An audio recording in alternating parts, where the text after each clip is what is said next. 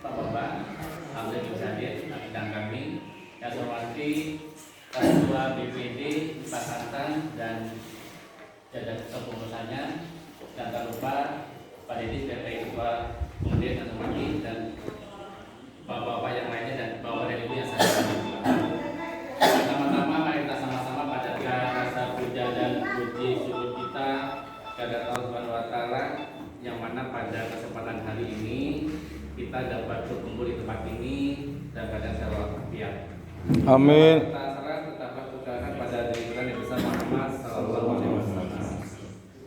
Bapak yang saya hormati, pada kesempatan hari ini kita sengaja untuk kumpul dalam rangka sebenarnya di undangan rapat kerja, tapi kita lupa sedikit saja, kita musyawarah aja atau mungkin kumpul-kumpul atau sharing saja, tidak resmi. Jadi pada kesempatan hari ini kita bahas 2 poin. Yang pertama adalah berkenaan dengan rencana kerja kita yang berkenaan dengan sawah yang bersih. Untuk diketahui nanti mudah-mudahan disepakati ada masukan. Yang kedua adalah implementasi perdes yang sudah kami terima kemarin.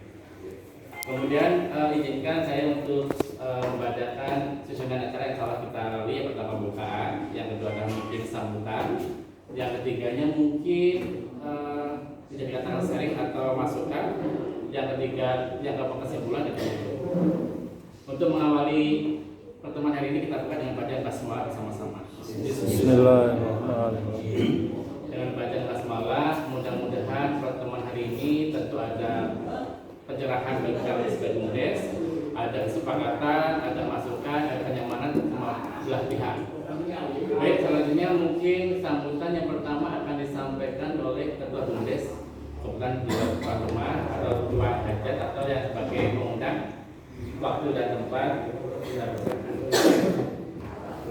Assalamualaikum warahmatullahi wabarakatuh. Salam.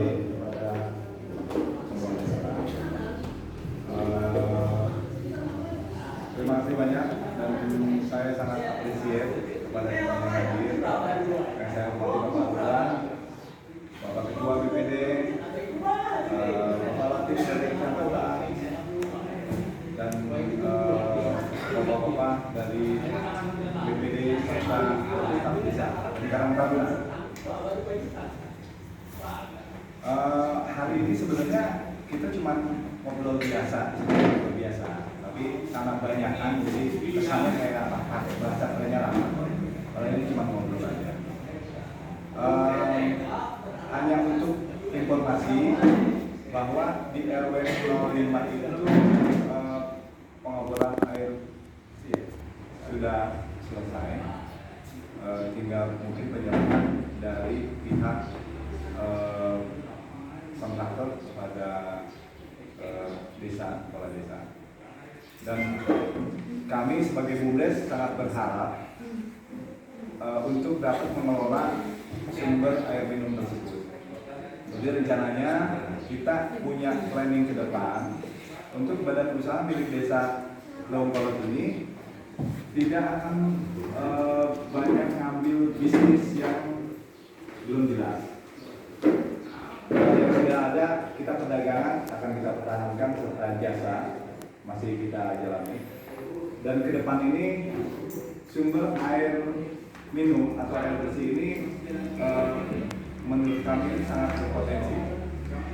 Satu, bila mana BUMDes melihat untuk pengelolaan air bersih, kita rencananya akan membuat semacam pam desa, jadi mengalirkan air bersih itu ke rumah-rumah yang terdekat RW 05 dan RW 06. Mungkin kalau misalnya di Cikonjen itu sudah jadi, itu pun berarti akan masuk dikelola sama BUMDes. Pam desanya juga RW 04 sampai RW 03. Juga nanti mungkin di RW 02 atau RW 01. Selain dari penyaluran air bersih berbentuk pam dengan meteran berbayar, itu mungkin subsidi beda jauh harganya dengan pam yang sudah ada. Kami dari BUMDes ini sangat interest, sangat tertarik dengan pengelolaan air minum. Jadi air bersih itu akan kita kelola dengan mesin supaya siap minum. Setelah siap minum, itu akan kita kemas dalam galon. Jadi mungkin di desa kita ini, warga kita kebanyakan mereka ambil dari air isi ulang yang belum tentu mungkin kualitasnya seperti apa. Kita nanti akan cek lab itu di PB, kedepannya mungkin di BPOM bahwa air itu terjamin. Dan untuk air minum akan dikemas dalam galon dengan harga yang sangat murah. Untuk mungkin Aqua bisa harga 20.000 ke atas, kita bisa jual 10.000-an dengan merek Bumdes. Selain galon, kita juga berencana untuk membuat air minum kemasan seperti ini botol, mungkin ini terlalu besar, yang kecil aja 330 dengan merek Bumdes juga, dan kemasan gelas. Itu ke depan, Pak. Karena untuk pengolahan itu butuh investasi yang sangat besar dengan modal yang besar.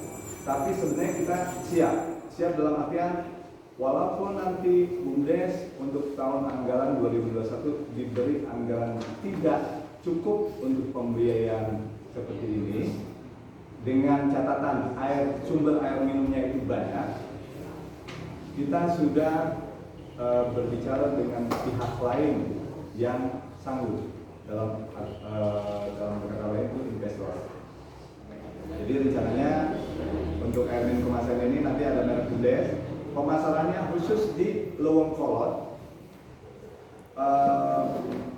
dan di desa lain itu kita kerjasama dengan Bumdes lain. Makanya tidak ada merek nanti Bumdes Rizki Sejahtera, hanya Bumdes saja.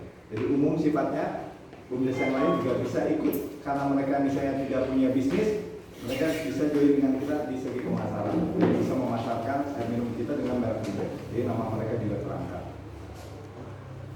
Itu gambaran kasarnya. Nanti detailnya akan kita bahas setelah penyerahan hak pengelolaan air minum dari pihak pemberi hibah kepada kepala desa. Itu hanya gambaran aja, Pak. Jadi kita di sini nggak bahas itu, saya hanya info aja, just info. Dan yang kedua itu tentang implementasi peraturan desa tentang badan usaha milik desa yang baru terhadap desa. Jadi kita setelah baca ini Perdes yang lama, dalam artian Perdes yang kemarin dibawa apa aja ya, kemarin ya, yang dibaca itu ya. Ini juga ada ya kopinya, ada di bawahnya. Oh. Ini kita setelah baca di sini dari pendirian Bumdes sampai ke organisasi dan tata kerja Bumdes sampai ke pengawasan. Jadi operasionalnya pengawas, komisaris di sini lengkap banget. Kebijakan-kebijakannya dan tata caranya. Setelah kita baca yang Perdes yang baru, itu banyak yang disingkat ya Pak ya, banyak yang tidak ada, hilang. Di sana hanya terdapat keterangan bahwa pengawas, tidak ada keterangan itu pengawasnya seperti apa. Dan satu lagi, sebenarnya kalau yang dibahas itu saya tidak terlalu masalah. Jadi ada penambahan pasal baru Pak Fajar tentang kewajiban pengurus Bumdes untuk mengembalikan bila mana kegiatan Bumdes itu mengalami kerugian. Itu di pasal